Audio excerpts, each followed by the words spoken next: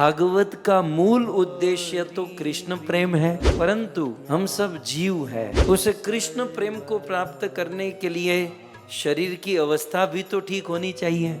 इसलिए भागवत का मूल उद्देश्य कृष्ण प्रेम है, लेकिन फिर भी भागवत में और भी बहुत सारे फल, जिसे आनुषंगिक फल कह सकते हैं, हमारी इंग्लिश भाषा में जिसे सेकेंडरी फल कह सकते हैं। हमारा प्राइमरी गोल, प्राइमरी लक्ष्य, प्राइमरी फल तो कृष्ण प्रेम है, लेकिन उसके साथ साथ सेकेंडरी गोल जो है वो श्रीमद् भागवत के अलग अलग प्रसंग कुछ अलग अलग फल प्रदान करते हैं। तो हम इस कथा में श्रीमद् भागवत का कौन सा प्रसंग क्या फल प्रदान करता है यह श्रवण करेंगे। जब श्रीमद् भागवत के फल की चर्चा करते हैं तो जो बहुत प्योर डिवोटी होते हैं ना, कहते हैं कि ये भागवत फल की चर्चा करने की क्या जरूरत है, भागवत तो बस कृष्ण प्रेम के लिए होना चाहिए, कृष्ण प्रेम के लिए होना चाहिए।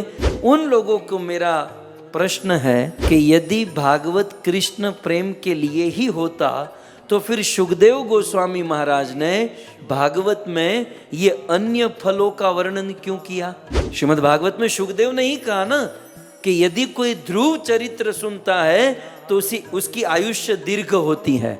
ये शुकदेव को कहने की क्या जरूरत थी। शुकदेव जी स्वयं प्रेमी भक्त है, सुनने वाला भी परीक्षित प्रेमी है, लेकिन फिर भी शुकदेव ने कहा ना कि ध्रुव चरित्र से आयुष्य लंबी होगी, गजेंद्र चरित्र से आप निरोग रहोगे। तो जो प्रेमी भक्त है वो इन बातों का जिक्र कर रहा है।